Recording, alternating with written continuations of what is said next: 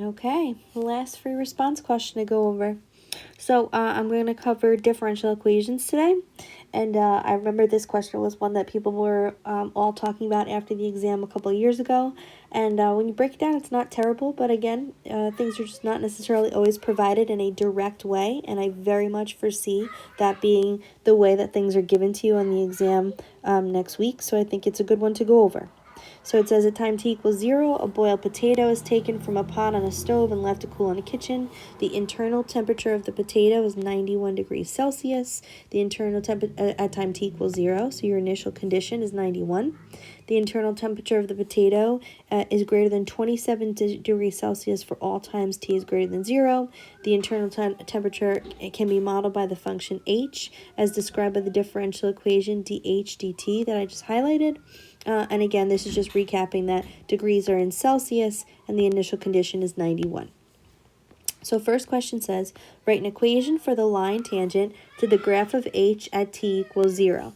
So remember, line tangent, that would be L of x equals f of a plus f prime of a multiplied by x minus a. Well, we're talking about the function h, and we're specifically talking about 0. So you know what, maybe I'll even call it L of t instead of L of x. So then this would be h of 0 plus h prime of 0 multiplied by x minus 0, okay? So L of t. H of 0, that has to be given to you. So remember, h of 0 was 91. H prime of 0, and this is the thing where things get a little crazy, is going to come from plugging into dh dt. So dh dt at the point 0, comma 91. That's basically the point you have. That's negative 1/4. Now here's where you have to be careful. You're not plugging in 0 for h. 91 is your initial temperature when t equals 0.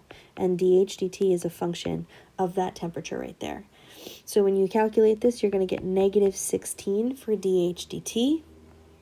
So when you plug that in, 91 minus 16 times t minus 0, or just t by itself, and that is the equation of your tangent line. It says use this equation to approximate the internal temperature of the potato at t equals 3. So the temperature of the potato at 3, okay, so you're going to do L of 3 to do that calculation, comes from 91 minus 16 times 3 minus 0, and that comes out to be approximately 43, don't forget about units, degrees Celsius, okay?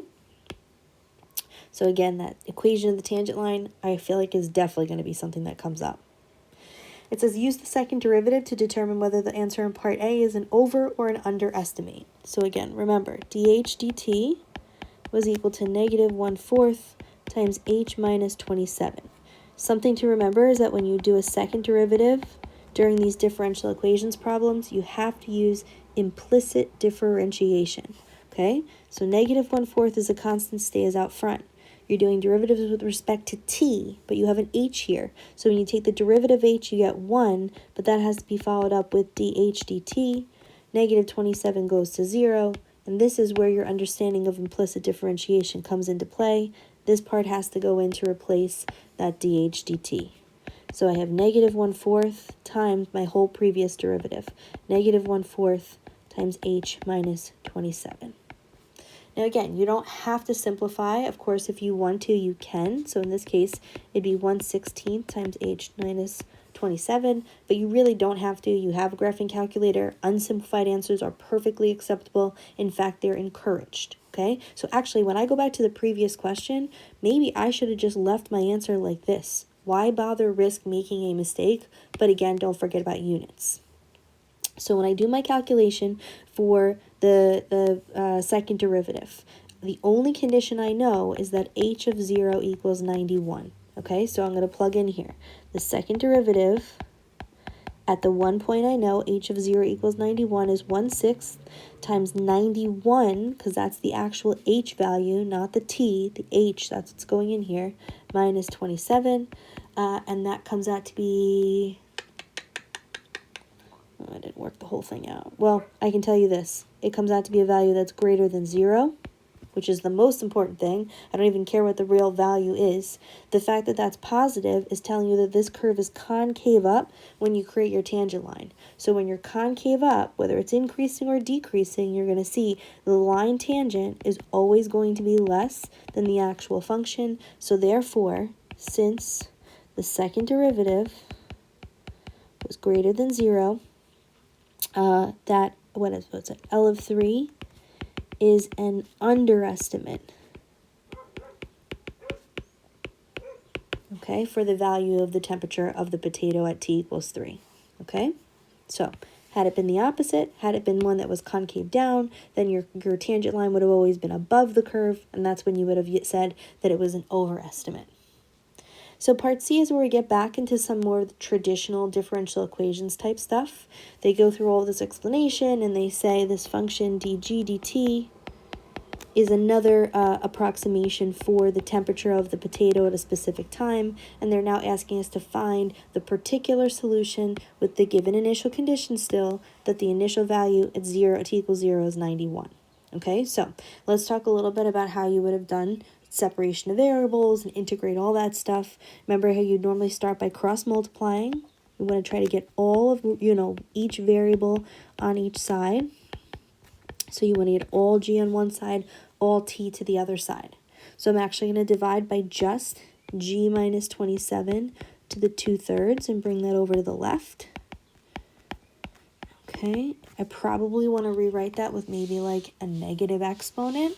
So if I rewrite this as g minus 27 to the negative 2/3 dg, on the right hand side this would be negative dt, okay, or negative 1 dt.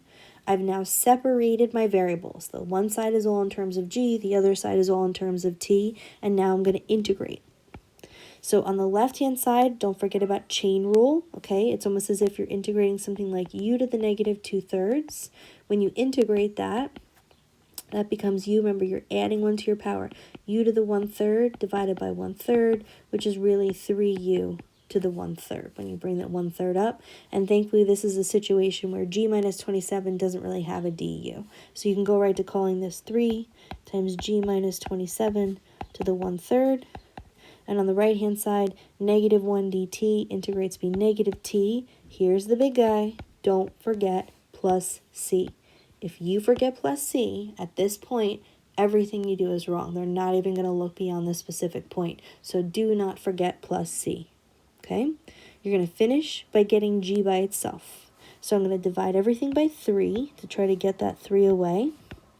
So on the left-hand side, I'll have g minus 27 to the 1/3. On the right-hand side, that's negative t over 3. Remember, c divided by 3 is still technically plus c. When you add, subtract, multiply, or divide a constant by a constant, it stays constant. I now want to undo that power of 1/3, so I'm going to cube both sides. Okay, so on the left-hand side, g minus 27 is equal to negative t over 3 plus c cubed. And then last but not least, bring the 27 all the way over on the right-hand side. So I get g equals negative t over 3 plus c cubed plus 27. That's what we would call the general solution. You're going to have to go a step further to find the particular solution by solving for c. Okay, remember the initial condition we're given is the point 0, 91. So when t equals 0, g equals 91. So 91 is equal to negative 0 divided by 3 plus c cubed plus 27. When you do 91 minus 27, I didn't work it out.